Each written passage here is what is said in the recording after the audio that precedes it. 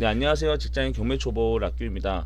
어제 늦은 밤에 이런 뉴스 기사가 났더라고요. 보면은 국토부 이르면 17일 추가 규제 지역 발표, 파주, 천안, 울산 등 거론이 되고 있다.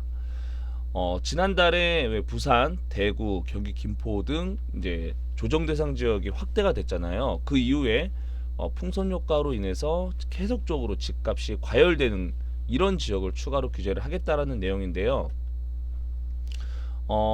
사실 뭐 지금 뭐 천안 같은 경우는 계속 이야기가 나왔던 지역이에요. 계속 나왔던 지역이고 김포는 넣고 파주는 또 빼면 파주는 또 뜨거워지지 않겠냐라고 이미 이제 예견하신 분도 굉장히 많았고, 울산 또한 굉장히 많이 올라간 광역시인데도 잡지 않았던 거에 대해서 좀 문제 삼은 경우도 있었어요.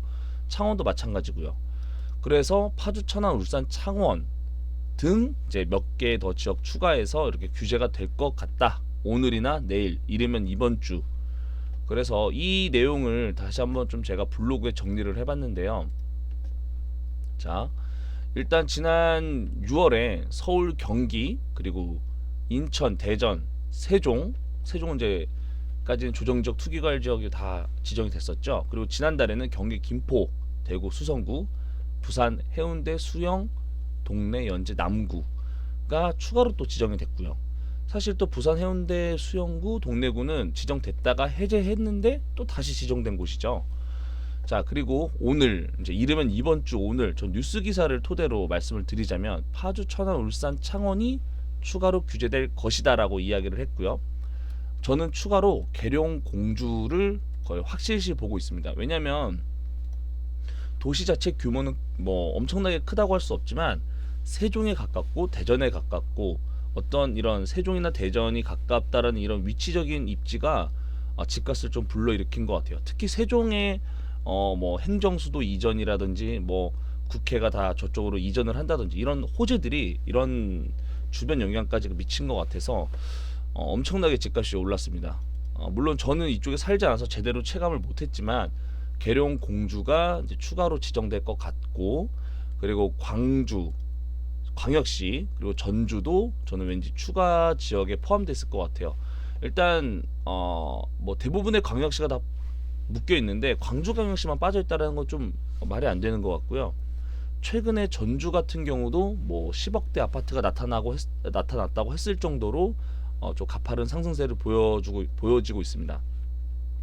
근데 이게 또 풍선 효과로 이어지면 제가 봤을 때 계룡, 공주를 묶어버리잖아요. 그러면 사실 뭐 당진이나 뭐 서산 뭐 이런 또 서쪽에 도시가 있어요. 당진 같은 경우는 생각보다 경기도랑도 굉장히 가깝고 약간 천안 같은 느낌이 나는 곳은 아니지만 위치는 천안 같아요. 되게 경기도랑도 서해 고속도로랑 해서 하면 되게 가깝고요.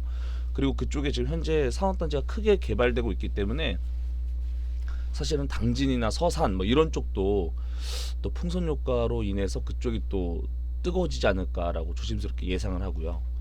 자, 일단은 이제 우리가 규제 지역이 된다면 원래는 비규제 지역 같은 경우는 60% 70% 나왔어요. 뭐 이렇게 주택이 없는 경우는 70%도 나오고 60%도 나왔는데 보통 60% 50% 이렇게 나왔던 것 같아요. 60%는 이제 생각을 했었는데 조정적 되면은 이제 다주택자 같은 경우 40% 9억 원 이하 40%가 나오고 9억 원 초과는 20%, 그리고 1주택 있다 그럼 50% 30% 이렇게 나옵니다. 그리고 투기 과열 지구는 40% 20%, 2주택 이상은 30% 10%인데 사실 저는 이거를 저도 열심히 찾아서 갖고 왔는데 이 자료가 제대로 맞는 건지도 모르겠어요. 너무 많이 바뀌어서.